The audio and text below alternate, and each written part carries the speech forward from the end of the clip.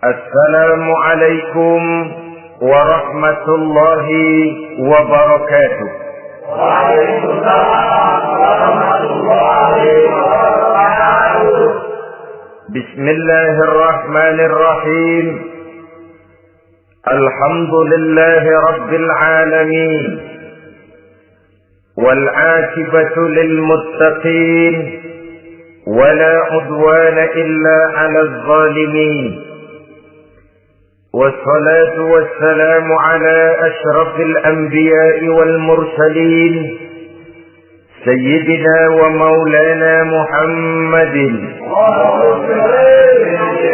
وعلى آله وأصحابه المجاهدين الطاهرين أما بعد. Saudara-saudara kaum muslimin rahimakumullah.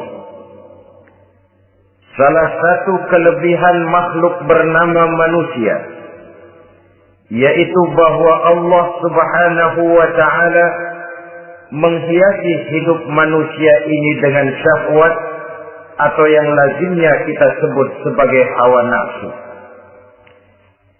Inilah tenaga yang merupakan daya dorong yang melahirkan dinamika dalam kehidupan manusia, yang menyebabkan terus-menerus terjadinya perkembangan dalam sejarah peradaban dan kehidupan manusia.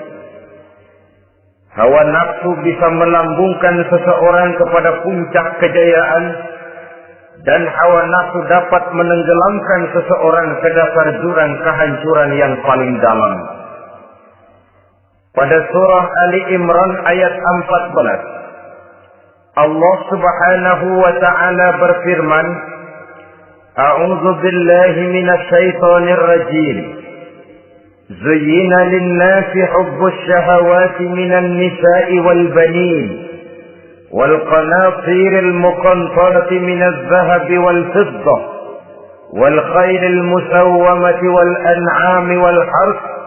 Dzalika mata'ul hayatid dunya wallahu 'indahu husnul ma'ab. Mari kita perhatikan ayat ini lebih dekat lagi. Allah Subhanahu wa ta'ala menjelaskan, Zuyyina lin-nasi hubbus syahawat. Makhluk manusia itu dihiasi dengan hawa nafsu. Dengan kata lain, hawa nafsu adalah perhiasan. Manusia tanpa hawa nafsu sama saja dengan orang yang tidak berhias, monoton, tidak mempunyai perkembangan dalam gerak kehidupannya. Tetapi kalau hawa nafsu adalah perhiasan, maka jika kita berbicara soal perhiasan, ada dua hal yang harus menjadi catatan pokok. Pertama, kapan satu perhiasan boleh kita pakai?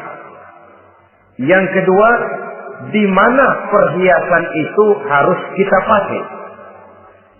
Kalau saudara berdandan rapi, pakai sepatu dengan kaos kaki, celana, jas, pakai dasi segala macam, tapi itu saudara lakukan pada saat saudara akan pergi ke WC, maka saudara sudah memakai perhiasan tidak pada waktu yang tepat. Begitupun sebaliknya, kalau jam tangan saudara pakai di kaki, kopiah saudara pasang di kaki, lalu sepatu naik ke atas jidat, maka saudara memakai perhiasan tidak pada tempatnya yang tepat. Demikian juga sifat yang bernama nafsu. Kapan dia boleh diperturutkan, di mana dia boleh disalurkan, adalah tugas daripada agama untuk mengatur syahwat atau hawa nafsu. Lihatlah kehidupan malaikat. Malaikat makhluk yang diciptakan Allah tanpa hawa nafsu. Maka kehidupan malaikat monoton. Malaikat tidak mempunyai peradaban dan kebudayaan. Malaikat adalah makhluk yang secara instinktif diciptakan untuk berbakti, tidak punya alternatif atau pilihan lain. Saudara lihat, Ada malaikat yang sejak diciptakan diperintahkan untuk sujud. Sujud saja sampai sekarang. Nggak bangun-bangun. Ada malaikat yang sejak diciptakan diperintahkan untuk tasbih. Tasbih saja. Yang lain tidak. Ada malaikat yang sejak diciptakan diperintahkan mencabut nyawa. Nyawa saja urusannya. Yang lain tidak. Pekerjaannya monoton. Tetapi memang karena tidak ada hawa nafsu, tidak ada kecenderungan malaikat untuk nyeleweng. Belum pernah kita dengar misalnya ada malaikat Jibril korupsi ayat. Ini kelihatannya ayat bagus ini, nggak usah disampaikan kepada bawahan Muhammad, dipakai sendiri saja. Tidak. Kita belum pernah dengar malaikat maut keliru mencabut nyawa orang yang belum waktunya modal. Belum pernah. Malaikat itu ibadun mukramun la ya'suna Allah fima amarahum wa yaf'aluna ma yu'marun. Maka kehidupan malaikat adalah monoton. Dinamika tidak ada, peradaban dan kebudayaan juga tidak ada.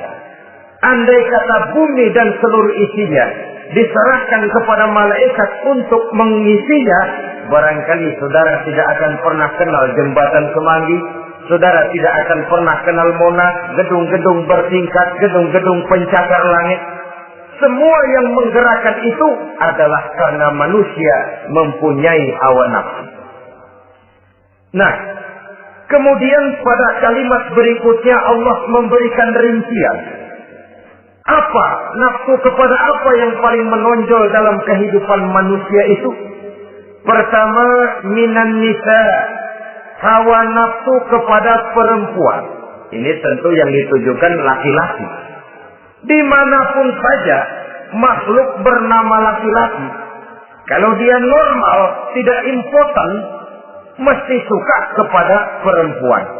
Itu wajar, bin pantas alias normal. Tetapi tadi saya katakan di awal, nafsu kepada perempuan adalah perhiasan. Kapan makainya, di mana makainya, itulah tugas agama memberikan tuntunan dan aturan. Saudara-saudara kaum muslimin rahimakumullah, nafsu kepada wanita dapat mengantarkan seseorang kepada puncak kejayaan, tapi nafsu kepada wanita bisa menenggelamkan seseorang ke jurang kehancuran. Bergantung kepada latar belakang apa yang mendorong timbulnya syahwat tadi. Dengan kata lain, motivasi syahwat tadi digerakkan oleh iman dan ketakwaan atau semata-mata karena memang syahwat yang merupakan kendaraan iblis. Penyelewengan pertama yang terjadi dalam sejarah kehidupan manusia adalah penyelewengan yang dilakukan oleh Nabi Adam alaihi salam pada saat ia memetik buah kulti. Kenapa itu dilakukan oleh Nabi Adam? Karena terdorong oleh rasa sayang dan cinta kepada istrinya Hawa. Sebenarnya Hawa lah yang merajuk, Siti Hawa lah yang membujuk, dan Nabi Adam oleh karena syahwatnya kepada istrinya memperturutkan bujukan Siti Hawa itu. Peristiwa Nabi Adam ribuan tahun yang lalu akan terus relevan sampai ke zaman kita sekarang ini. Berapa banyak orang-orang yang karena terlalu ingin menyenangkan istrinya, lalu tidak segan-segan melakukan perbuatan-perbuatan yang menyimpang, baik itu merugikan orang lain, merugikan masyarakat, bahkan merugikan bangsa dan negaranya. Seorang pedagang tidak akan segan-segan menipu. Sebaliknya pun begitu. Tidak jarang wanita di dalam kelemahannya bisa menenggelamkan dunia. Seorang suami yang jujur, polos, lugu, sederhana bisa jadi koruptor ulung karena didorong-dorong oleh istrinya. Istrinya barangkali bisa saja dibakar-bakar oleh tetangganya. Suaminya jujur, sederhana, kepala bagian, tempatnya basah, tapi melarat.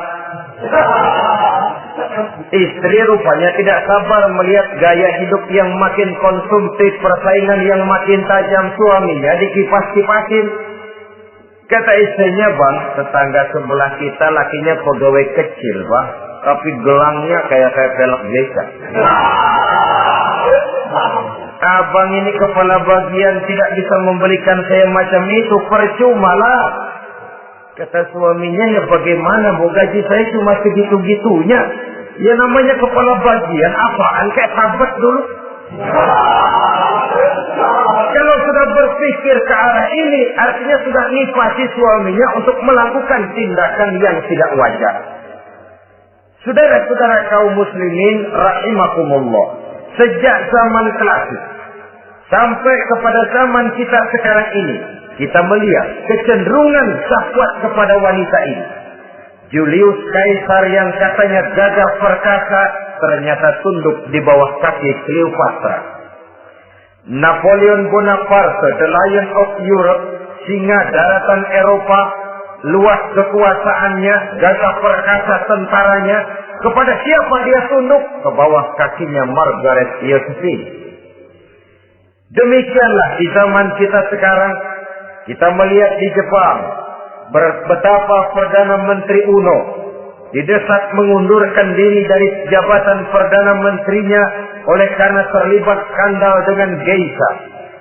Kita juga melihat di Amerika betapa Senator Gary Hart dari Partai Demokrat yang masih muda, jenius, diharapkan masa depan Amerika lahir dari tangannya, terpaksa mengundurkan diri dari calon presiden oleh karena terlibat skandal dengan Donald Trump. Kita juga menyaksikan betapa parlemen dan kabinet di Inggris sempat geger oleh karena skandal Pamela Bordes, pelacur kelas kakap yang melanglang buana mencari sasaran-sasaran kakap. Ini adalah kisah kejatuhan yang diakibatkan oleh hubbus syahawat minan nisa. Oleh karenanya benar jika Nabi kita menyatakan an-nisa'u imadul bilad, wanita adalah tiang negara. Jikalau baik wanita, baik negara. Jikalau rusak wanita, hancur negara. Kalau syahwat kepada wanita cuma semata-mata karena syahwat, maka seorang laki-laki akan memandang wanita cuma sekedar alat pemuas hawa nafsu. Nilainya rendah. Sedangkan agama kita mengajarkan ma akraman nisa'a illa karimun wa ma ahanan nisa'a illa laimun, kata Nabi. Tidak akan menghormati kaum wanita kecuali orang-orang yang terhormat, dan tidak akan merendahkan derajat kaum wanita kecuali memang orang-orang yang rendah moralnya. Dengan kata lain, apabila syahwat minan nisa ini dilandasi dengan semangat iman dan ketakwaan, maka kehidupan Rasulullah Sallallahu Alaihi Wasallam sungguh menjadi figur dan contoh dalam kehidupan kita. Perkawinannya bukan karena wajah yang cantik semata-mata, tapi lebih merupakan nilai ibadah kepada Allah Subhanahu wa Ta'ala. Dengan demikian, kecenderungan kepada hubbus syahawat minan nisa dikontrol oleh nilai iman. Barometernya, tolok ukurnya adalah iman. Di zaman sekarang banyak kasus kawin campur yang pada akhirnya akan membingungkan kita sendiri. Padahal Al-Quran secara jelas dan tegas memberikan bimbingan. Orang itu kalau sudah, kata Imam Syafi'i, wa ainur ridha an kulli aibin kalilatun kama anna aina sukhti tubdil masawiyah. Mata kalau dibalut cinta dia buta terhadap nista, tapi mata kalau dibalut benci hanya melihat yang keji-keji saja. Biasanya cinta kepada wanita memang bisa menimbulkan dorongan yang positif, tapi juga bisa membuat seseorang buta sama sekali. Dorongan yang positif paling kurang dari segi penampilan. Coba lihat lelaki kalau lagi demen perempuan, lenjeh banget. Sisiran rambutnya rapi, terikaan bajunya lancip, sepatunya mengkilat, kantong celananya tebal, perkara anduk isinya bukan soal. Yang penting kan gaya. Lalu dinamis, kreativitasnya ada saja timbul. Tapi pada sisi lain, jikalau orang sudah kehilangan pertimbangan, juga kadang-kadang tidak segan-segan mengorbankan akidah, mengorbankan nilai-nilai iman. Padahal ini taruhan utama, sampai Quran dengan tegas memberikan peringatan. Wala amatun mu'minatun khairun min musyrikatin walau a'jabatkum. Perempuan budak yang hitam legam, kalau beriman, itu lebih baik untuk dinikahi daripada wanita cantik berkulit kuning langsat tapi musyrik. Lebih baik budak yang hitam legam beriman daripada wanita cantik berkulit kuning langsat berhati bangsat. Tapi kita kadang kehilangan pertimbangan. Karena agama, karena cinta agama digadaikan. Karena cinta akidah terjual. Karena cinta keyakinan jadi korban. Ini semua penyakit yang datang dari hubbus syahawat minan nisa. Kecenderungan mengumbar nafsu kepada perempuan. Ini memang perhiasan, tapi bisa juga jadi bumerang dalam kehidupan manusia. Berapa banyak penyelewengan terjadi karena pengaruh wanita yang tidak bisa jadi bisa. Ini pengaruh di dalam kehidupan memang sedemikian besarnya. Sehingga saudara-saudara kaum muslimin, inilah yang perlu dikendalikan dalam kehidupan, kapan dan di mana. Kalau nafsu adalah perhiasan, kapan dan di mana perhiasan itu harus kita pakai. Di mana dia harus kita tempatkan. Begitu juga yang menyangkut soal perempuan. Kapan? Ya kapan? Tentu kalau sudah nikah. Di mana? Yang jelas bukan di depan umum.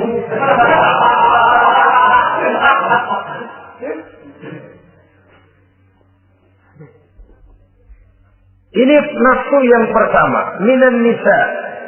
Yang kedua, wal banin.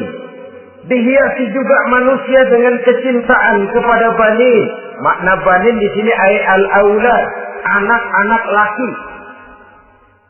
Kenapa disebut banin, anak-anak laki?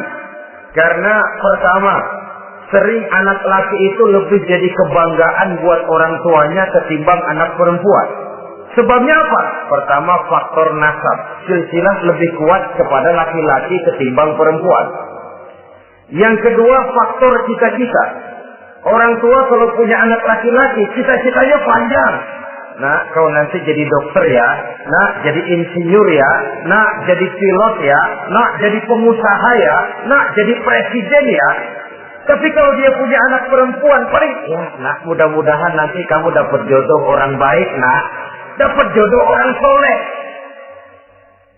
Saudara-saudara, yang ketiga, anak perempuan itu kalau sudah berkeluarga, biasanya pindah kepada lingkungan keluarga lain. Sehingga orang berkata, punya anak perempuan banyak sebenarnya seperti agen.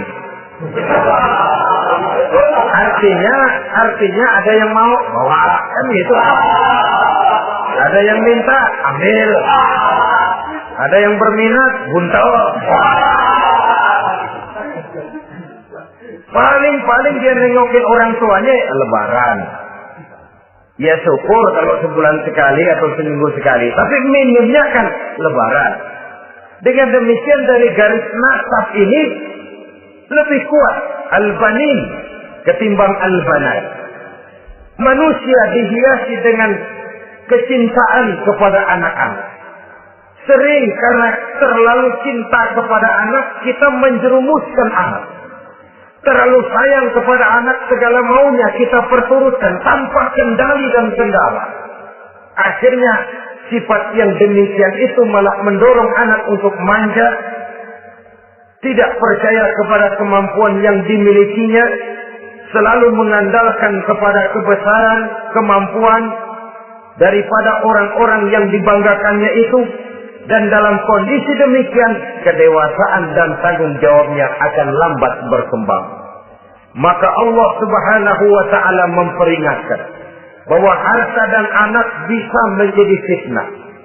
Dalam ayat lain Allah juga memperingatkan, ya ayyuhalladzina amanu la tulhikum amwalukum wa auladukum an dzikrillah.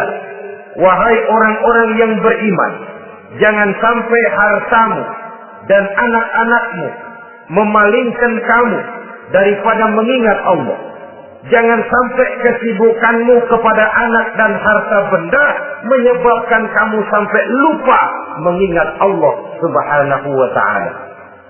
Berapa banyak manusia yang tenggelam dengan melupakan Allah, jauh dari agama, jauh dari tuntunan syariat, oleh karena disibukkan oleh persoalan anak dan persoalan harta benda. Maka satu-satunya jalan, jikalau kita tidak ingin anak kita sampai memalingkan kita daripada mengingat Allah, nilai-nilai keimanan harus ditanamkan kepada mereka sedini mungkin. Dengan bekal ini, maka mereka, anak-anak kita, insya Allah tidak akan membuat kita orang-orang tua ini berpaling daripada mengingat Allah, berpaling daripada kehidupan beragama. Memang karena anaklah kita orang tua peras keringat banting tulang, pergi pagi pulang sore cari nafkah. Karena anaklah kita orang tua kepala jadi kaki, kaki jadi kepala. Asal mereka bisa menikmati hari depan yang lebih baik dari yang kita nikmati sekarang ini. Tapi berapa banyak juga orang-orang tua yang tidak sadar akan amanah berupa anak ini. Mereka lalai, mereka bersikap masa bodoh, padahal tidak akan ada yang tidak dipertanggungjawabkan di hadapan Allah Subhanahu wa ta'ala. Orang tua bisa mendapat pensiunan pahala kalau anaknya tumbuh menjadi anak yang soleh. Tetapi orang tua pun bisa saja masuk neraka karena anaknya menjadi anak yang kurang ajar dan orang tuanya sama sekali tidak pernah memberikan pendidikan yang sebagaimana mestinya. Saudara-saudara kaum muslimin rahimakumullah, kita tentu berharap memperoleh pensiunan pahala dan bukan mendapat tambahan dosa dari kekurang ajaran anak-anak kita akibat kita sebagai orang tuanya tidak pernah mau mendidik mereka. Dalam hadis ada diriwayatkan, ada anak kurang ajar, sembahyang tidak, puasa ibadah tidak, kenal Allah tidak, beriman pun tidak, dosa selewat banyak, kejahatan berkarat. Di akhirat nanti disidang dia. Ditanya, kamu kenal siapa Tuhanmu? Tidak. Kamu tahu siapa nabimu? Tidak. Kitab sucimu apa? Tidak tahu. Kiblatmu di mana? Tidak ada. Kamu sholat? Tidak pernah. Kamu puasa? Tidak pernah. Wah, kalau begitu kamu rusak sekali. Kamu neraka. Anak ini mengajukan protes. Saya menuntut keadilan. Benar, saya tidak kenal siapa Tuhan saya. Saya tidak tahu apa kitab suci saya. Saya tidak pernah mendirikan sholat. Tidak pernah melaksanakan puasa. Pendeknya, tidak ibadah dan tidak iman. Tapi semua itu terjadi. Sebab-sebabnya tidak lain karena orang tua saya tidak pernah mendidik dan mengajarkan saya. Orang tua saya tidak pernah mengarahkan saya ke jalan itu. Sampailah saya seperti keadaan yang sekarang ini. Orang tua saya enak-enakan ngaji, saya teler diantepin aja. Orang tua saya memegang kitab, saya megang botol. Dia tahu, dia diam saja. Dia tahu dan dia tidak memberikan peringatan. Karena orang tua saya lah, maka saya jadi seperti sekarang ini. Kalau saya harus masuk ke dalam neraka, saya menuntut keadilan agar orang tua saya juga ikut bersama saya gabung ke dalam neraka. Orang tuanya yang baik-baik dipanggil, Sudah mau berangkat ke surga nih orang tua, dipanggil, "Tar dulu Mas, sini dulu." Mau kemana, kencang banget? Surga Pak. Nanti dulu, urusan belum beres. Ini benar anakmu ini. Dilihat anaknya. Iya anak saya ini. Waktu di dunia nggak pernah diajarin ngaji, nggak pernah. Sampai dia nggak kenal Tuhannya, nggak kenal nabinya, nggak kenal kiblatnya, nggak kenal kitabnya. Iya. Dia sembahyang, kamu diam, dia nggak sholat, kamu diamin aja. Iya kali. Kenapa pakai kali? Yang benar ngomong. Ramadan dia nggak puasa, kamu nggak tegur, kamu diam saja. Iya. Wah, kamu nggak tanggung jawab. Kamu tahu anak itu adalah amanah. Menyia-nyiakan amanah adalah khianat. Khianat adalah dosa besar. Jadi bagaimana saya? Ya kamu gabung sama anakmu, join ke neraka berdua bareng. Lantaran kamu tidak mau mendidik mereka, anak-anakmu, maka jadilah anak-anakmu seperti sekarang ini. Saudara-saudara kaum muslimin rahimakumullah. Sebaliknya, jikalau anak-anak kita yang kita cintai ini, yang merupakan buah hati belahan jantung, tumbuh dan berkembang menjadi anak-anak yang soleh, yang bermanfaat bagi masyarakatnya, bagi agama, bangsa dan negaranya, kita orang tuanya bolehlah tentram menerima pensiunan pahala. Menerima pensiunan pahala dari kesolehan anak yang ditinggalkannya. Alangkah nikmatnya mendapat pensiunan pahala. Terbaring kita di bawah pohon kemboja, nilai kebaikan kita dikenal orang, nama kita akan tetap hidup. Oleh karena kita meninggalkan anak-anak yang tumbuh menjadi generasi yang soleh, bukan anak yang salah. Oleh karenanya, kecintaan kepada anak jangan sampai membuat kita lalai dari mengarahkan mereka kepada kehidupan beragama. Di zaman sekarang ini, kecenderungan kita mengarahkan anak pun sudah kepada kecenderungan yang berbau materialistis. Maka yang ramai bagaimana anak bisa mengejar program MBA, Master of Business Administration, supaya keluar bisa jadi manajer.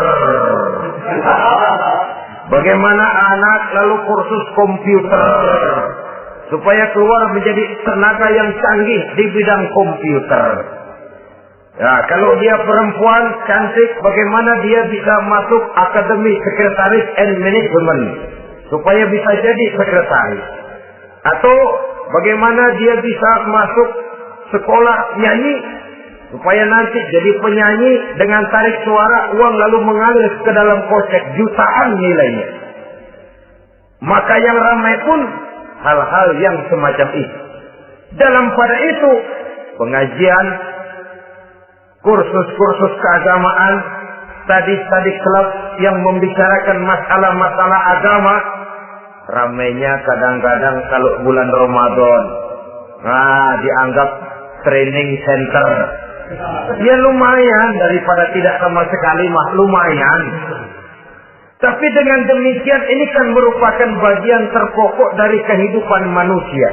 Alangkah idealnya jika dia mengantongi gelar MBA, Master of Business Administration, tapi punya nilai iman yang tangguh, ahli komputer, tapi punya keyakinan beragama yang mantap. Dan ini harus ditanamkan lebih dahulu sebelum dia menguasai disiplin ilmu yang lainnya. Saudara-saudara kaum muslimin rahimakumullah, kecintaan kepada anak-anak sering mendorong seseorang untuk menimbulkan sifat nepotisme.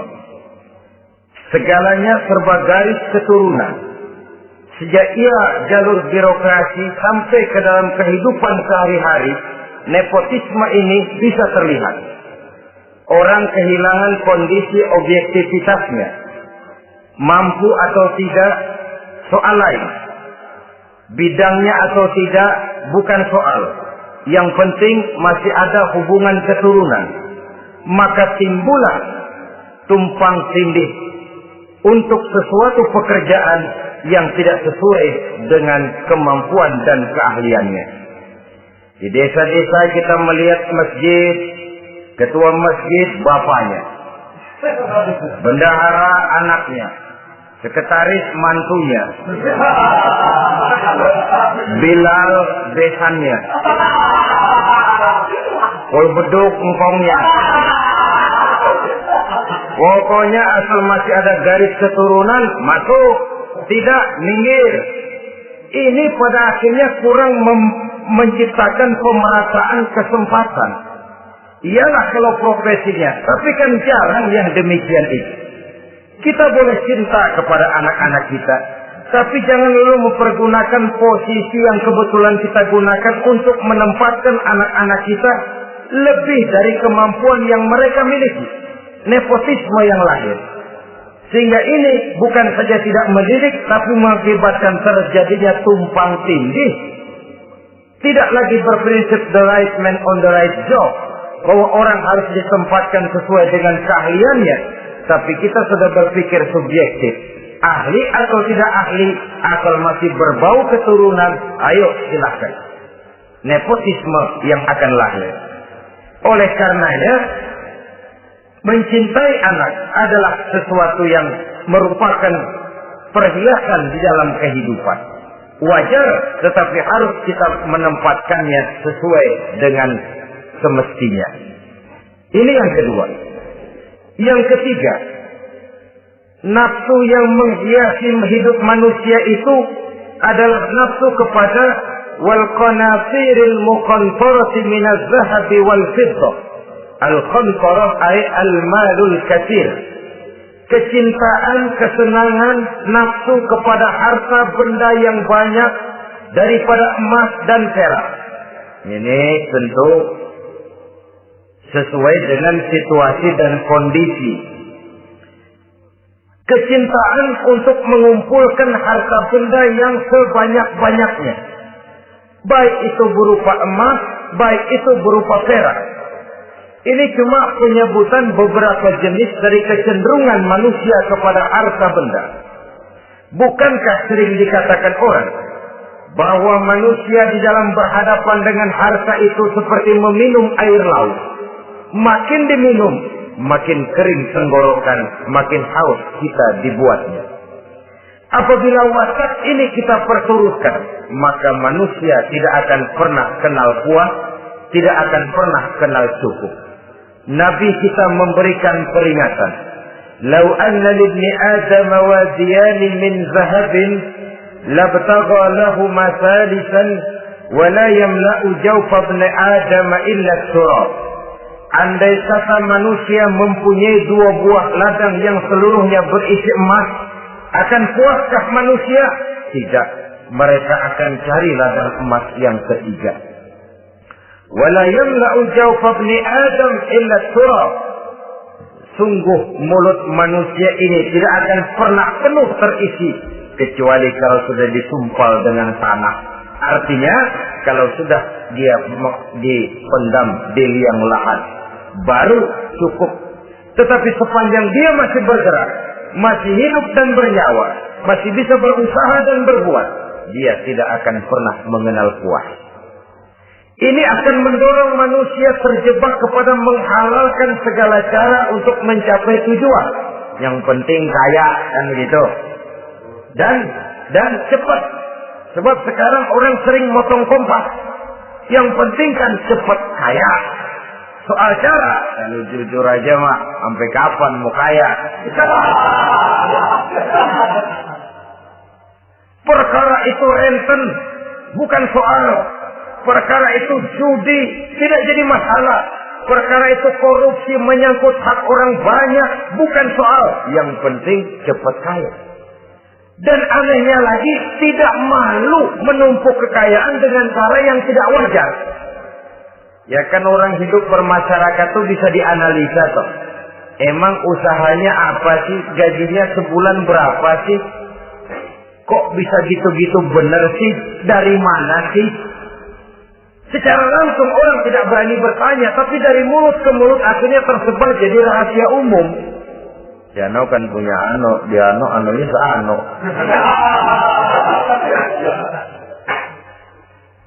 Ini bisa jadi bahan pertanyaan dalam kehidupan. Akhirnya jadi gunjingan. Orang sudah tidak terlalu peduli dari mana kekayaan itu diperoleh. Yang penting kaya. Dengan menghalalkan segala macam cara. Terjebaklah ke dalam cara-cara mafia. Terjebaklah ke dalam cara-cara yang tidak wajar, tidak bijaksana. Memperkuat klaim dengan menghantam yang lain. Saudara-saudara kaum muslimin rahimakumullah, bahwa manusia punya nafsu ingin kaya itu boleh. Boleh. Agama memberikan tuntunan, memberikan aturan. Tidak hanya sekedar asal kaya, tidak hanya sekedar asal banyak harta. Malahan hadis menyatakan, kalau saudara diberikan umur panjang, pertanyaan akhirat cuma satu kok. Umurmu kau habiskan di mana? Kalau saudara diberikan amanah berupa ilmu pengetahuan, pertanyaan akhirat juga cuma satu kok. Ilmumu kau amalkan untuk apa? Tapi kalau kita diberikan amanah berupa harta benda, pertanyaan akhirat itu dua. Min aina iktasabahu wa fima anfaqahu. Dari mana hartamu kau dapat, kemana hartamu kau belanjakan. Dari mananya ditanya, kemananya juga ditanya. Depan belakang ditanya. Dan kalau mempergunakan harta untuk kesenangan syahwat, orang berani bukan main. Tapi kalau untuk kepentingan agama, yang hakikatnya untuk kepentingan dirinya sendiri, berat seperti nyabut bambu dari ujung. Orang kalau menyumbang masjid 100.000, itu kan zahirnya memberikan panitia masjid. Tapi hakikatnya kan dia nabung buat dirinya sendiri. Seolah-olah dia cuma berkata, Pak, tolong saya titip 100.000, ini untuk kepentingan saya di akhirat nanti. Silakan uangnya mau dibelikan semen, pasir, kaca, pintu, jendela, silakan. Saya cuma titip, ini untuk saya di akhirat nanti. 100.000 Pak. Zahirnya dia memberikan kepada panitia masjid, madrasah, pesantren, yatim piatu. Hakikatnya dia nabung buat dirinya sendiri di akhirat. Malah tabungan ini bukan SDSB namanya, SDBS. Sumbangan dana berhadiah surga. Itu SDBS namanya. Sekarang orang mengejar SDSB, lalu berat mengejar SDBS. Sumbangan dana yang berhadiah surga. Langsung dari Allah Subhanahu wa ta'ala. Cuma kalau dia main golf, sewa lapangan golf itu 400-500 ribu sebulan. Paling 45 kali main. Beli stick golfnya saja sampai jutaan. Datang panitia pembangunan masjid 100. Ini tadi doain masuk surga lagi. Surga 100. Saudara-saudara kaum muslimin rahimakumullah, kecintaan kepada harta benda yang banyak, baik berupa emas, berupa perak, mendorong orang untuk berlomba-lomba yang Allah peringatkan dalam Al-Quran, Alhaakumut takatsur hatta zurtumul maqabir. Kamu telah lalai akibat kamu berlomba-lomba memperbanyak materi dunia. Hatta zurtumul maqabir, sampai kamu dekat masuk ke liang kubur, baru rupanya sadar bahwa perlombaan ini tidak akan pernah sampai ke garis finish. Betapapun jauhnya rally Paris-Dakar, garis finishnya ada. Betapapun hebatnya medan yang ditempuh buatnya gurun pasir Afrika, garis finishnya pasti ada. Itu kan rally yang terbuat di dunia katanya, Paris-Dakar. Tapi garis finishnya ada. Namun jikalau kita berlomba memperbanyak harta, kita tidak akan pernah sampai ke garis finish. Yang kecil-kecilan aja dah. Kalau orang ditanya, kamu kenapa sih belum mau sembahyang? Ya, bagaimana mau sembahyang Pak? Tinggal di Jakarta masih kontrak. Siapa habis tahun diubur-ubur yang punya rumah. Kalau punya rumah sendiri walaupun kecil-kecilan, saya mau ibadah Pak. Ya, diberikan rezeki oleh Allah, bisa bikin rumah walaupun kecil-kecilan. Belum juga mau sembahyang. Kok belum juga sembahyang? Iya Pak, rumah emang udah punya sendiri, cuman kecil Pak. Atasnya asap, kalau hujan aja bocor. Kalau bisa bikin rumah yang permanen Pak, tenang, saya ibadah, sembahyang saya rajin. Iyalah, diberikan rezeki, bisa bikin rumah permanen. Bagus rumahnya. Lain lagi. Iya, rumah sudah permanen, tembok, ubin. Cuman isinya belum ada Pak, perabotannya. Kalau punya peralatan rumah tangga yang memadai, tenang, saya ibadah. Diberikan juga rezeki, bisa beli perabotan rumah tangga yang lumayan. Di atas tekelnya sudah pakai karpet, mebelnya spaghetti, tempat tidurnya alga spring bed, dan lo-pilo, ada kulkas, ada TV, di sebelah TV ada kunci mobil. Kuncinya mobilnya.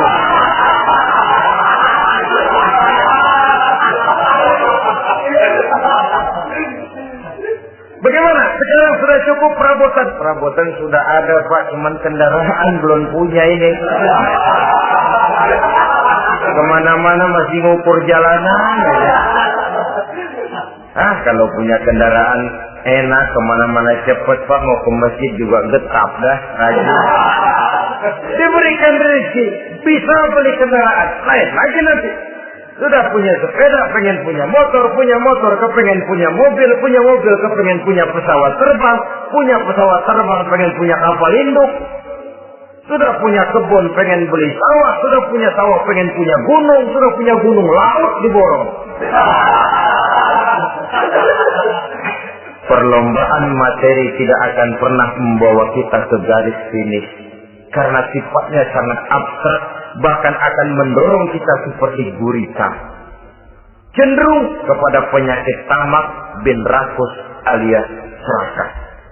Dengan demikian saudara-saudara, bahwa kecintaan kepada harta merupakan nafsu, dan nafsu itu adalah perhiasan, dia bisa menjadi daya dorong positif. Kalau dalam upaya memperoleh harta itu kita tidak akan keluar dari tujuan keridhaan Allah. Saya cari nafkah, tapi yang Allah ridho. Saya ingin kaya, tapi dengan cara yang Allah ridho. Ini kunci yang akan menyelamatkan kita manusia dari perangkap menghalalkan segala cara. Ini yang ketiga. Yang keempat, dihiasi manusia itu dengan nafsu kepada wal khailil musawwamah. Kuda yang bagus, kendaraan yang bagus, kuda yang terpelihara. Al-musawwamah ada yang mentafsirkan ar-ra'iyah. Ar-ra'iyah itu yang digembalai. Binatang ternak, kuda yang digembalai atau kuda yang diikat. Artinya, kalau dulu kan yang namanya tuan-tuan tanah itu baru dibilang bejeger kalau kemana-mana naik kuda. Jet set zaman dulu itu. Sudah kelompok jet set itu kendaraan. Kalau sekarang baby benda. Dulu mah kuda band.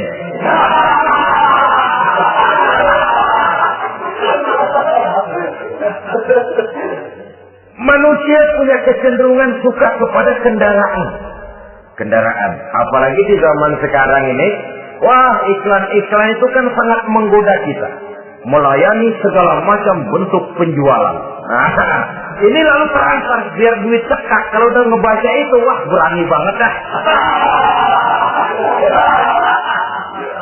Tahu duit nggak mungkin cukup, tapi begitu baca melayani segala macam bentuk penjualan dengan fasilitas ringan.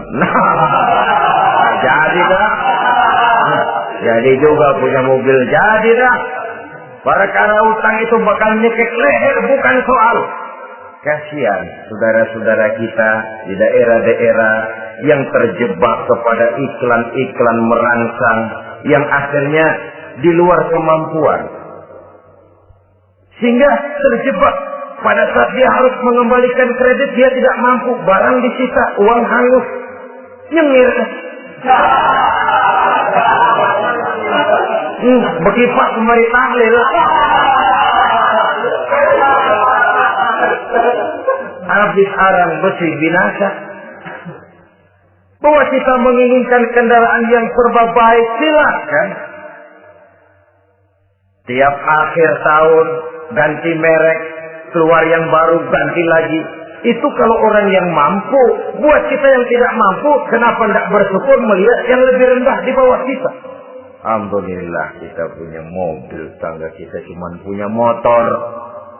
Yang punya motor, syukur kita punya motor bisa rada cepetan. Tangga sebelah punya sepeda, mana-mana kekejek mulut. Yang punya sepeda, alhamdulillah punya sepeda. Tangga sebelah kemana-mana jalan kaki. Yang jalan kaki, syukur masih bisa jalan. Teman sebelah lumpuh bertahun-tahun. Yang lumpuh, alhamdulillah masih hidup.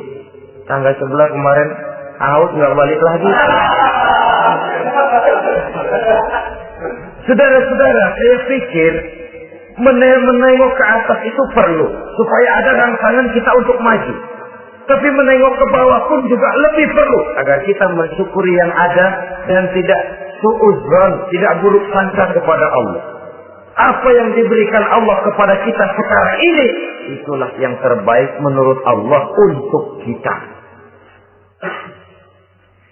Saudara-saudara kaum muslimin rahimakumullah. Dahulu ada seorang pemuda, matanya buta. Dia mengeluh, ya Allah, kenapa saya dilahirkan dalam keadaan buta? Apa dosa saya? Apa salah saya? Andai kata saya tidak buta, saya melihat keindahan alam ini, saya lebih akan bersyukur kepadamu ya Allah. Nah, sudah, dia berburuk sangka kepada Allah. Satu hari, ini Raja Baduy di pedalaman mengerahkan tentaranya menculik anak-anak muda. Ini Raja Baduy ini kanibal, artinya suka makan daging manusia. Anak-anak muda ini diculik. Yang masih muda-muda ya, kalau kambing muda itu kan di sop rada sedap. Rupanya ini Raja kanibal ini begitu. Anak-anak muda termasuk pemuda yang buta tadi itu kena culik. Ya, sudah diculik, rawatlah di istana raja ini, diberikan pakaian bagus, dikasih makan serba enak. Sebab apa? Supaya badannya gemuk. Setelah gemuk nanti dipotong di sop legit. Udah, kerjanya cuma makan tidur, fasilitas nikmat, tidur enak. Ya, udah giliran dapat 1 bulan 2 bulan kemudian, ketika mau diambil anak-anak muda ini, raja sendiri yang milih mana yang di sop duluan nih. Sampai giliran anak muda yang buta ini, raja geleng kepala. Yang begini mau buta, dagingnya nggak enak. Ini satu lepas saja, lepas. Saya mau makan daging orang buta, lepas saja. Pulang ini anak muda, batinnya bersyukur, sujud syukur, ya Allah, katanya, untung saya buta. Coba kalau saya nggak buta, udah habis saya di sop. 2 bulan yang lalu dia mengeluh, ya Allah, kenapa saya dilahirkan dalam keadaan buta? Sekarang dalam pulang ke rumah, perjalanan menuju ke rumah, dia berkata, alhamdulillah, andai kata saya tidak buta, habis badan saya di sop oleh raja yang kanibal tadi. Saudara-saudara kaum muslimin rahimakumullah. Jadi dengan demikian pola hidup yang konsumtif sesungguhnya sangat tidak mendidik apabila dilatar belakangi oleh kemampuan yang tidak menunjang. Dengan demikian setidaknya mendidik orang untuk berkhayal. Anak-anak muda sama merek mobil ngerti banget dah, punya agak. Ini BMW model terakhir nih. Kemarin gue ngeliat di sana, gue megang lah.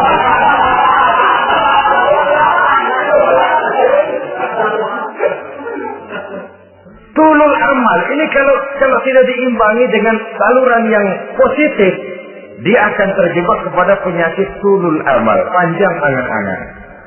Baiklah ya, wal khailil musawwamah. Yang keempat, yang kelima maksud saya, wal an'am, cinta kepada binatang ternak. Manusia ini kan punya kecenderungan macam-macam. Setelah rumahnya bagus, hartanya banyak, kendaraannya cukup, ingin beternak. Jadilah peternak. Ini kecenderungan manusia, wajar saja sepanjang didapatkan dilakukan dengan cara-cara yang wajar. Wal harth, dan tumbuh-tumbuhan, bertani, bersawah, berladang, itu merupakan kecenderungan daripada manusia. Keseluruhan itu kata Allah, kecintaan kepada wanita, kepada anak, kepada harta benda, kepada kendaraan, kepada binatang ternak, kepada tumbuh-tumbuhan, zalika, semua itu mata'ul hayatid dunya, merupakan kesenangan hidup dunia. Berapa lama kesenangan hidup dunia? Sebentar, seumur manusia. Seumur manusia. Bahkan kadang-kadang pada saat dia masih hidup pun orang tidak sepenuhnya sempat menikmati kesenangan hidup dunia. Apabila ajal datang, selesailah kehidupan dunia sampai di situ. Orang-orang kafir, buat mereka surganya di dunia ini. Bila kehidupan di dunia selesai, selesailah sudah surganya sampai di situ. Kesemua itu, dan kata Allah, merupakan kesenangan daripada kehidupan di dunia. Wallahu indahu husnul ma'ab, dan Allah mempunyai tempat kembali yang sangat baik.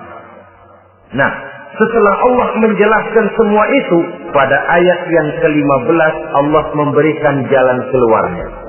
Memperturutkan nafsu kepada wanita, anak-anak, harta benda, kendaraan, binatang ternak. Bijaksanakah itu? Dalam ayat ke-15 surah Ali Imran ini, Allah memberikan penjelasan tuntas. Qul a'unabbi'ukum bi khairin min zalikum.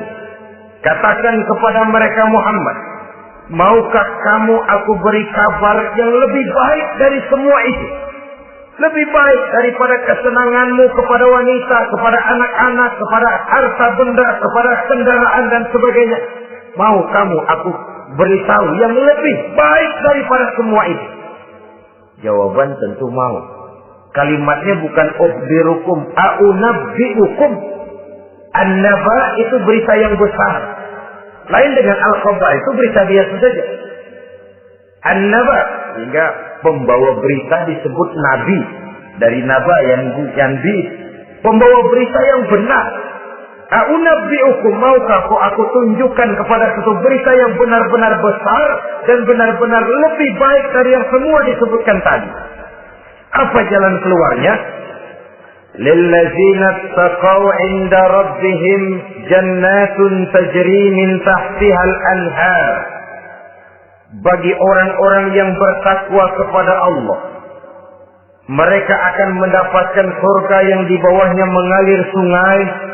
Khalidina fiha, mereka akan kekal di dalamnya. Wa azwajun mutahharah, dan mereka mendapat istri-istri yang suci. Waridwanum minallah, dan keridhaan daripada Allah subhanahu wa ta'ala. Kalau kamu hai orang-orang yang beriman, kalau kamu hai manusia menyangka bahwa nafsu kepada wanita, anak-anak, mengumpulkan harta benda, kendaraan yang menarik, binatang ternak dan tumbuh-tumbuhan itulah yang lebih baik untuk kesenangan dunia, memang itu kesenangan dunia. Tapi nih, seolah-olah kata Allah, nih, saya kasih tahu kamu, aku beritahu yang lebih baik dari semua itu. Apa? Takwa kepada Allah. Kecintaan kepada wanita. Kalau takwa dasarnya, orang nggak amburadul, nggak semrawut, nggak pokoknya gue masalah perempuan dan mbak terus. Tapi punya kaidah, punya norma. Demikian juga kepada anak-anaknya. Demikian juga kepada harta benda. Pokoknya asal harta, mau halal, mau haram, tekuk terus deh. Semuanya dilandasi oleh taqwa, lillazina taqaw, oleh ketakwaan kepada Allah. Nah, ketakwaan ini akan menghasilkan apa? Inda rabbihim jannatun tajri min tahtihal anhar. Menghasilkan surga yang di bawahnya mengalir sungai-sungai. Saudara-saudara kaum muslimin rahimakumullah, jika kita menyangka bahwa wanita bisa memberikan kesenangan, iya, kesenangan dunia. Jika kita menyangka bahwa harta benda bisa memberikan kesenangan, iya, kesenangan dunia. Jika kita menyangka bahwa kendaraan bisa memberikan kesenangan, iya, kesenangan dunia. Tapi kita tidak cuma ingin itu, kita ingin itu semua juga bisa membawa kesenangan akhirat. Caranya landasi dengan takwa. Kesenangan kepada wanita didasari dengan takwa. Maka jangan jadikan wanita cuma sekedar alat pemuas hawa nafsu. Kesenangan kepada anak-anak dilandasi dengan takwa. Maka anak-anak diarahkan kepada jalan yang diridhoi Allah. Kesenangan kepada kendaraan dilandasi dengan takwa, maka kendaraannya selalu mengarah berjalan menuju jalan takwa, diridhoi oleh Allah Subhanahu wa taala. Kalau tidak, tuh mobil asal lempengan Ancol gancang banget ya. Tapi giliran dihadapin ke masjid, mogok malunya. Urusan ngaji ada aja halangannya tuh kendaraan. Tapi kalau untuk urusan maksiat, ngebut benar-benar. Dilandasi dengan ketakwaan. Sehingga dengan demikian, tidak hanya sekedar surga di dunia ini, tapi lebih-lebih di surga di akhirat nanti. Khalidina fiha, kekal. Kalau dunia ini kan zillun zail, bayangan. Hari ini kita jaya, besok kita bangkrut. Siapa yang mau menghalangi? Hari ini kita melambung, besok kita nyungsep. Siapa yang bisa menarik? Tidak kekal, berubah, temporer, relatif. Di sana kebahagiaan yang dilandasi dengan takwa ini sudah surga, kekal di dalamnya, azwajun mutahharah. Dapat istri-istri yang suci. Suci dalam arti belum pernah dijamah orang lain. Suci dalam arti tidak pernah terkena halangan. Seperti mens misalnya. Baik menstruasi atau mencret, itu tidak. Azwajun mutahharah. Konon makna mutahharah ini ya artinya juga bisa selalu gadis, bidadari. Selalu perawat. Tidak pernah janda, walaupun tiap hari dipakai. Perawan terus. Dan yang lebih penting, waridwanum minallah, mendapat ridho dari Allah Subhanahu wa taala. Jadi hawa nafsu dengan motivasi takwa, itulah sesungguhnya yang dikehendaki oleh Ali Imran ayat 14 dan 15. Dengan demikian, manusia dengan ketakwaannya mengendalikan hawa nafsu dan bukan malah dikendalikan oleh hawa nafsunya. Sehingga dengan demikian seluruh fasilitas yang dimilikinya, baik itu berupa istri, anak, kendaraan, binatang ternak, harta benda, tanam-tanaman, seluruhnya semakin meningkatkan ketakwaannya kepada Allah Subhanahu wa taala. Mudah-mudahan kita bisa mencapai tingkat ini di mana kita hidup mampu dan sanggup mengendalikan nafsu, bukan malah dikendalikan oleh hawa nafsu. Terima kasih dan mohon maaf. Wassalamualaikum warahmatullahi wabarakatuh.